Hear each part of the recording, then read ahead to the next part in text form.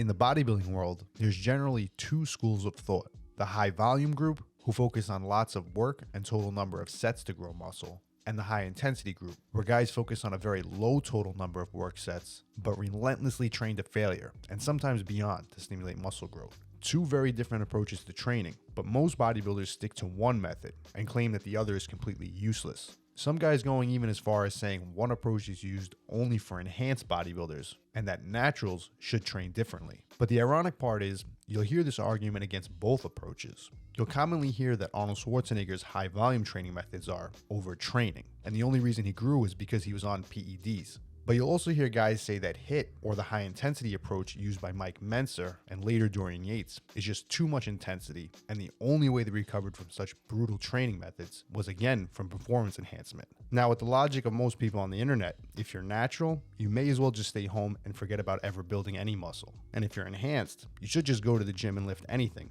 and you'll grow. But we all know that that's not the case. So one question for a lot of people that still remains is, if you want to build the most amount of muscle mass possible, should you train to failure? Now, despite what you read online, that question can't be answered with just a simple yes or no. And there are many specific reasons to purposely train to failure or not to. So to answer that question, let's jump in and discuss which approach will work better for you. But first, we need to establish a few things about training that are not open for debate, regardless which side of the fence you stand on. And the first is training to failure, meaning taking a set to the point you can no longer complete another rep on your own, does cause a greater stimulation for muscle growth than a set that you stop short of failure. For example, if you can bench 315 for 10 reps and no more, a set of 315 for 10 would be done to failure. But if you did a set of 315 for 8, you would be stopping approximately 2 reps short of failure. And the 315 for 10 would build much more muscle for that one individual set. No questions asked. And this is the logic that many HIIT trainers stand by.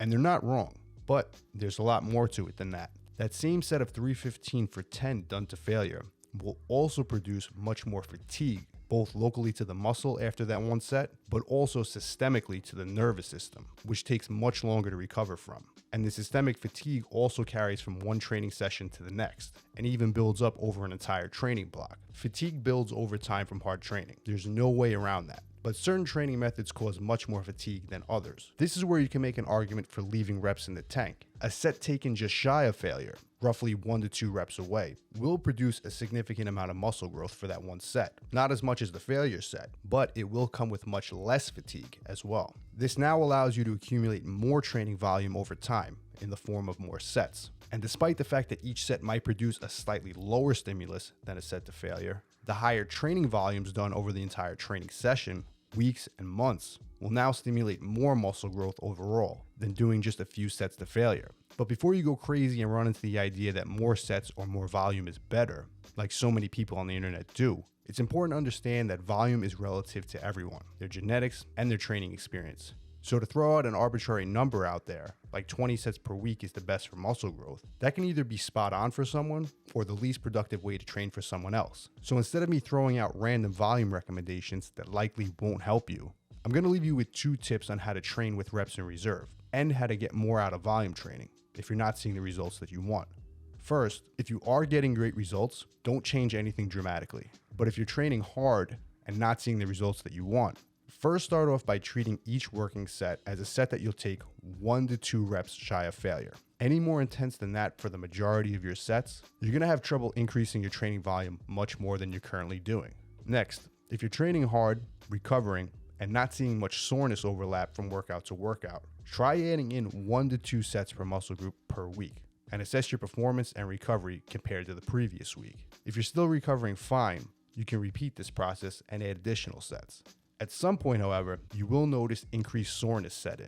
And if you're training body parts twice per week, for example, and you train chest on Monday and Friday, you will eventually have soreness from Monday's workout carry over to Fridays. And if it's negatively impacting your performance on Friday, you've likely hit your volume ceiling for that muscle group. You want to be doing the most volume that you can handle, but still be able to recover and go into the next session fresh. And you will find that you can do many more sets if you're training with 1 to 2 reps in the tank, opposed to hitting failure on every single set. But remember, don't get caught up on the exact number of sets. If you were previously doing 3 sets of chest to failure on Monday and 3 on Friday, and that's all that you could handle, but now after applying reps in reserve and increasing the volume, and you're now able to perform and recover from 6 sets of chest on Monday and 6 on Friday, you've effectively increased your training volume and you will be creating a higher stimulus for muscle growth. But don't get caught up in the idea that now you need to progress to 20 or more sets per week because someone says that's the magic number. Volume requirements and recovery abilities are extremely individual, and trying to hit a magic number is a recipe for disaster.